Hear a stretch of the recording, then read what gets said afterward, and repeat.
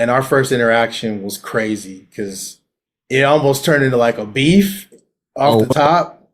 Because he was recording over something of mine, and I walked in while he was laying it down, and he comes out the booth, and he sees me, and I'm with a couple other people, and I think I'm with one of the A&Rs, and he's like, asking everybody like, what'd you guys think? And I was like, I think you could do it better. And he's like, who the fuck are you, basically? And I'm like, I'm like, well, I'm the person that made this beat. I'm Khalil, whatever. And he looks at his homeboy. He's like, what did you think? And he was like, I thought it was dope. And he looked at me. He was like, yeah, that's what I thought. Right? He says that to my face. But then literally every weekend after that, I was at the mall. I go wherever I went, I ran into him. It was like it got to the point where we kept running each other so much we started laughing when we saw each other. and that's how we became super tight. Like, so anyway, going back to this, we had been working all week, and then Michael Jackson passed away, which obviously was a big deal. The whole world changed, and he called me that morning. He's like, yo, where are you at? And I'm like, I'm heading to the studio. He's like, we got to do it. We got to do a dedication to Michael Jackson. Who's Michael Jackson? You're Michael Jackson. And I'm like, okay. I'm like, how are we going to do that? I'm like, how does that even happen? And so Boyz II Men are recording on the studio right across the hall from us. And Game is getting a tattoo of young Michael Jackson on his arm. He's calling Puffy, Chris Brown, Randy Jackson from American Idol somehow. I don't know why he's even there. Or I guess he's from America. And we're working on we're trying to come up with a track. We come up with something, all these people contribute to it that we have to like literally stay up all night to mix it. Like I didn't sleep literally for like 2 days trying to get that song done.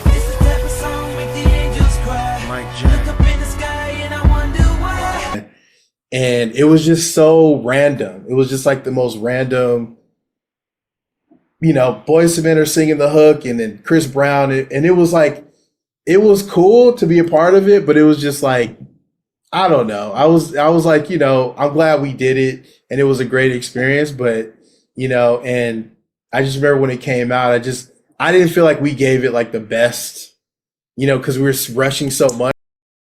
I was so fascinated by how quickly this song came out.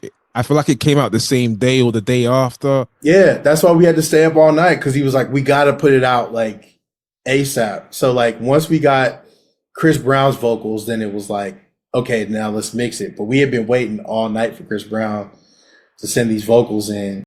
And then how the hell did Diddy end up talking on the track? People can say what they want to say about you, but we're gonna remember the miracles that you showed us. That's Game, man. That's Game. That's Game's homie. He just like I think that was one of the last things we got into. Was like, he's like, yeah, Puffy's talking at the beginning of it, and like. And this has nothing to do, because I know Diddy's not a popular guy to like right now, but I've been saying this prior to this, right? Whenever I hear him talking on the track or dancing in the music video, that shit always irritates me. But but as a producer, that has been key to putting him in the forefront. That's why people know, okay, yeah, he's the producer, right? Now, if you contrast that with someone like yourself who remains behind the scenes, right? Yeah. And it becomes easy to not know, okay, DJ Khalil produced this or DJ Khalil produced that. Has that ever been a concern for you as a producer? You getting your credit, you getting your recognition? I think like,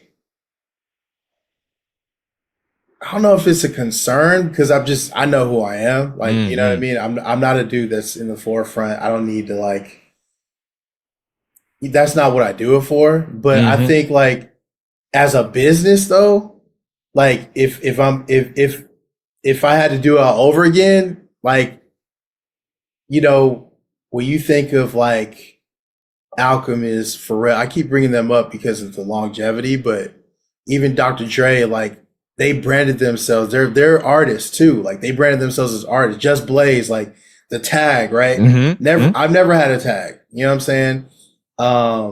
you know, Jay-Z shouting out Ninth Wonder was the biggest tag you could put on anybody. That was the biggest stamp, especially at that time, right? It's like, you know, those things are important for your business, like as a producer, even with you getting work. Cause it's like, you know, that's what people, DJ Mustard. I mean, you know what I'm saying? Like, you know, when you look at the people that are hugely successful, Swiss Beats, whatever, you know, branding is at the forefront. They make dope beats, but the branding is a part of it, which is maybe the tag, maybe it's the tag, the sound, all that stuff. So I mean, that's a big part of it. You know what I mean? So I don't know if I regret it. I feel like there could have been a way for me to take advantage of that and maybe implement that in what I do. But I think like in terms of like not getting the recognition, I don't, it doesn't really matter to me. Yeah.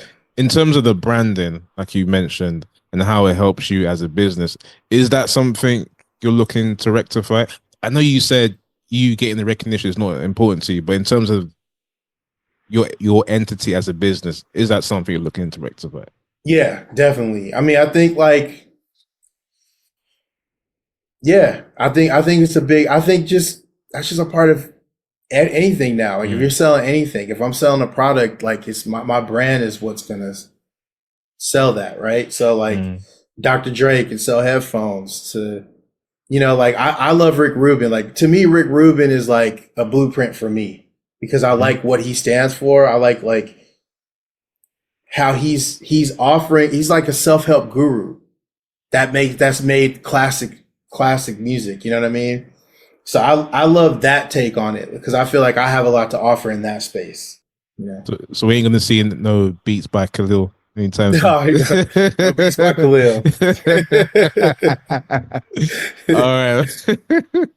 All right. Here's the next song, guys. Again, no sample, man. This came out in 2009.